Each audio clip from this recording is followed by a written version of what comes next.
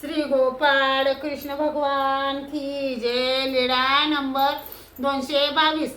भिक्षा अन्न मोरीत टाकल्यामुळे नाथोबांना शिक्षा। पण एके दिवशी नाथोबा जेवले आणि झोळी मोरीत झटकली। सर्वज्ञ श्याम कुक्षी होऊन उठले। मग सर्वज्ञ लघु शंकेला मोरीकडे गेले। सोबत नाथोबा होते। सर्वज्ञांनी विचारले, मंडळी काय ये भिक्षा अन्न कोणी सांडले? जी मी येते झोळी झटकली। सर्वज्ञ म्हणाले, हा गा येसे अनु अनु सांडावे ते काही तुमचे दाई।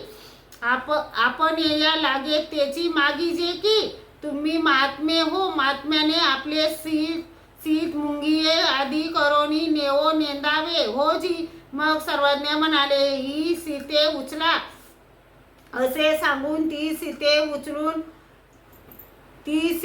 उचलून खायला लावली। तसे सर्वज्ञ महाद्वाराकडे गेले।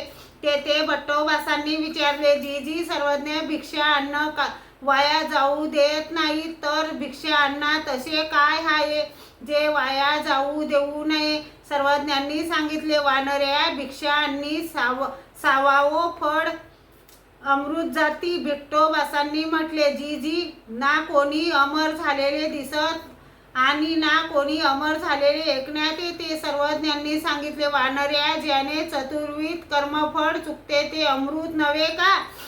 जी ते चतुर्विध कर्मफळ कशाने चुकते? सर्वज्ञांनी सांगितले, हिंसा अन्य धर्म तसेच जड चेतन विषयरूप पदार्थाचे सेवन न करता जो भिक्षान्न जेवतो तोच अमर होतो। हिंसा न ऐकल्याने नरक चुकतात, देवतेची भक्ती न केल्याने स्वर्ग चुकतो, विषयरूप पदार्थाचे सेवन न केल्याने कर्मभूमी चुकते, भिक्षा अन्नाचे जेवण केल्याने चैतन्य देवतेचा मोक्ष चुकतो आणि नित्यविधी आचरल्याने योग्यता होते हो जी। तर फळ म्हणजे काय? सर्वज्ञांनी सांगितले, फळ म्हणजे पाद अर्थात चौथ्या विभागाला म्हटले आहे हो जी। श्री गोपाळ कृष्ण भगवान की जय।